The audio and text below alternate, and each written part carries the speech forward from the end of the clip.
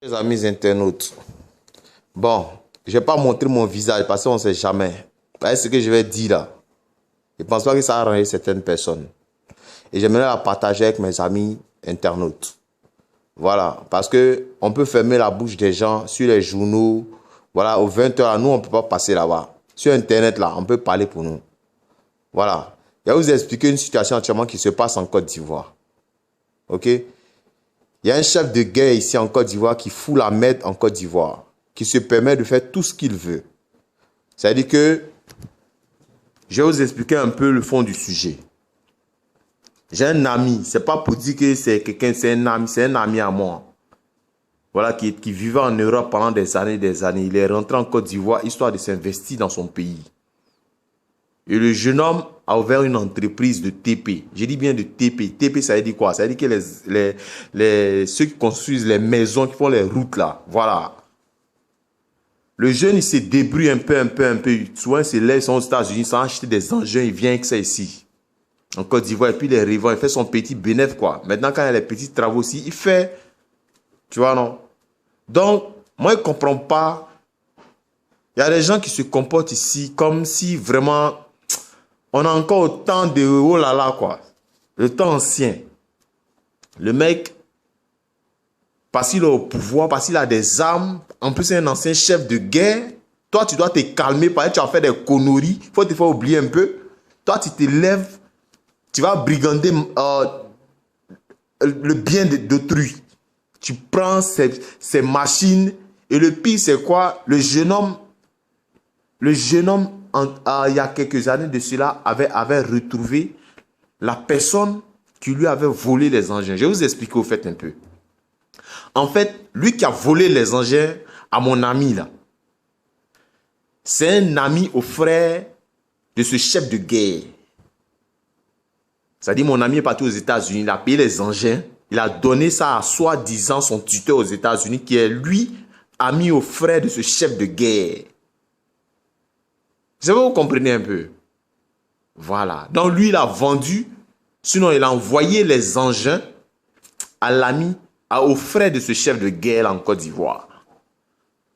Donc mon ami, quand il a appris ça, il allait porter plainte. Ah, moi je m'en vais chez toi. Je paye mes engins. Non seulement tu me guides, et puis je te donne jeton même pour mettre dessus. Tu dis, ah, le fait que j'étais accompagné pour aller faire tes courses, il te donne jeton. Hein? Il te donne 8 000 €. Il te donne ça. Il dit, tiens. Maintenant, vous avez l'habitude de faire des affaires sur la base de la confiance. Là. Tu ne vas pas prendre papier, machin, tout. Parce que quand tu achètes des engins là-bas, tu viens ici en Côte d'Ivoire, là.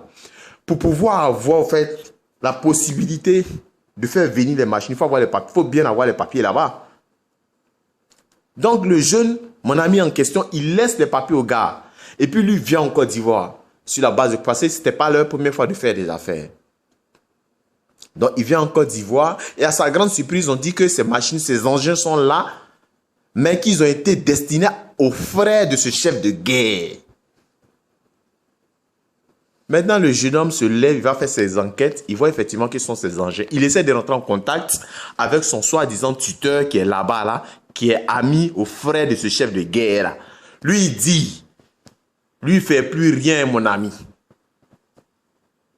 D'abord, au début, c'était non, t'inquiète pas, les engins arrivent. C'est quand mon ami lui a dit, mes engins sont déjà là. Comment se fait-il que c'est dans la main de quelqu'un d'autre? C'est là le gars maintenant va commencer à rentrer en brousse, va commencer à sortir des discours de palabres, va mettre dans palabres. Donc mon ami n'a rien dit. C'est pas on, c'est moi et mon ami, on est parti au bureau de ce chef de guerre là. Et devant moi, à l'époque j'avais filmé ça en 2012 quand je suis revenu de Paris. J'ai filmé ça avec mon téléphone, mais je ne sais pas, le téléphone là où c'est rentré. Le mec nous a menacé directement pour dire comme quoi, en fait, les magistrats et autres qu'on va voir pour lui expliquer ce problème-là.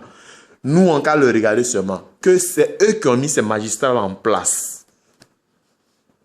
Mais je ne pense pas que, sincèrement, ça ferait plaisir au chef, franchement, de gouvernement, sinon aux politiques actuelles en Côte d'Ivoire. Parce que ce genre de comportement-là, moi, je pense que il faut qu'on en parle, ok? Il faut qu'on en parle parce que si on veut que ce pays-là avance, il faut qu'on en parle. Parce que déjà, il y a beaucoup de rancœur dans le cœur déjà des gens. C'est déjà pas facile. C'est déjà pas facile. Donc, si on veut se lever pour commencer à brigander les gens, en plus, un jeune qui est parti se chercher en Europe, qui est venu avec son argent, il est en train de prendre son petit argent pour se débrouiller, soit de devenir quelqu'un aussi, en toute quiétude. Il n'a pas ce droit-là. D'accord, ok, on vient et puis on pose ce genre d'acte-là, on prend ses biens. Les seules personnes, la seule chose qui peut plus ou moins en fait lui rendre justice, mais c'est la justice.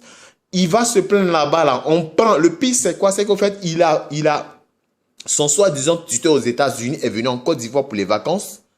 Il a vu ce dernier, il allait porter plainte à la police judiciaire, à la PJ au plateau, là. Ils l'ont pris, ils l'ont mis en prison. Et quand ce chef de guerre est venu de mission, dès qu'il est arrivé, il est rentré là-bas, il a fait sortir, il est parti voir le juge qui a inculpé, sinon qui a mis le gars en prison, là. Le juge a demandé une libération. Et ce chef de guerre a demandé une libération immédiate. Ils l'ont libéré.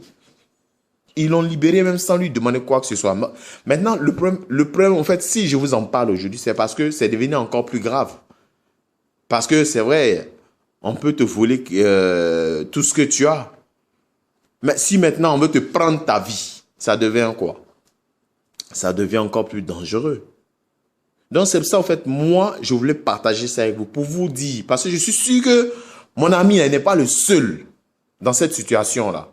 Et j'en appelle en même temps aux autorités. C'est-à-dire, j'en appelle aux autorités, c'est-à-dire au chef de l'État. Au chef de l'État, parce que c'est pas les ministres, c'est au chef de l'État qui est lui le garant de la sécurité de tous les Ivoiriens. Donc, je lui demande de faire très attention à ce dossier-là. Le dossier est en train de traîner actuellement au niveau du tribunal. Le jeune homme est menacé. Parce que quand je vous dis le jeune homme est menacé, ici en Côte d'Ivoire, tout le monde sait qu'il est fait là. Il n'y a pas de boîte postale pour dire que non, on te donne une convocation et puis on te donne à la maison. Ce chef de guerre ne connaît pas chez mon ami. Et c'est un de ces éléments qui est parti jusqu'à chez mon ami à domicile à la maison pour lui remettre une convocation. Accompagner un huissier jusqu'à chez lui à la maison, ça veut dire quoi? Ça veut dire que le jeune homme, il est suivi, il est pisté. Donc, écoutez, de grâce, on est fatigué. On est fatigué, tu vois, des injustices bidons. On est fatigué de certains comportements des personnes qui ont ne serait-ce qu'un poste. Et le pire, c'est quoi? C'est eux-là qui salissent le nom de leur chef. Quand je dis de leur chef, ça dit que du chef de l'État. On a déjà vu ce cas-là. Au temps de l'ancien pouvoir, c'était la même chose là. Ils ont eu les mêmes comportements, les Africains, ils ont les mêmes comportements. Quand les chefs d'État sont assis, qu'on leur donne un petit poste là, ils vont tout faire pour salir leur chef. Ça s'est passé avec Gbagbo, ça s'est passé à Alassane. Donc, s'il vous plaît, quand vous mettez à un poste là, prenez vos responsabilités. De grâce, ce n'est pas à vous d'aller voler le peuple. C'est à vous de plus ou moins protéger les biens du peuple. Alors, j'en appelle aux Ivoiriens. J'en appelle à la bonne foi des bonnes personnes. Si on a encore des personnes qui ont du cœur dans ce pays-là, je vous en prie. Je vous en prie. Le cas de mon ami là. Cette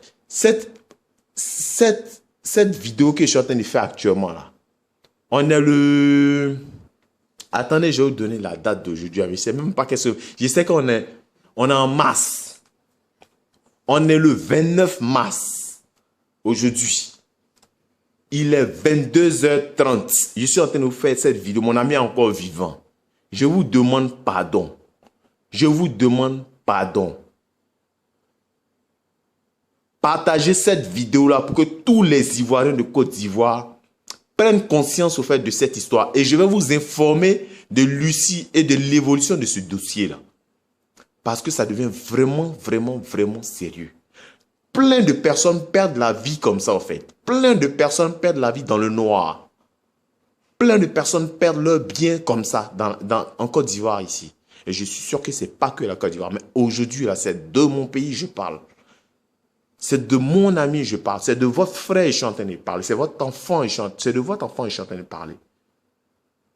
Donc, de grâce, partagez cette vidéo. Et j'espère qu'un jour, grâce à quelqu'un, grâce à votre action, les autorités les plus importantes, sinon qui pourront faire quelque chose dans ce dossier-là, pourront agir.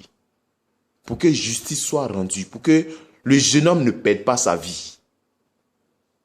Parce que où il est, il dort même plus chez lui. Sa femme enceinte, il dort plus chez lui à la maison. Imaginez-vous un peu. Il dort, il est dans la ville. Il paye le loyer, mais il dort dehors. Ça, là, ça se passe en Côte d'Ivoire encore. Nous sommes en 2015. Donc, de grâce, pardonnez les gars. Partagez. Pour qu'on en parle.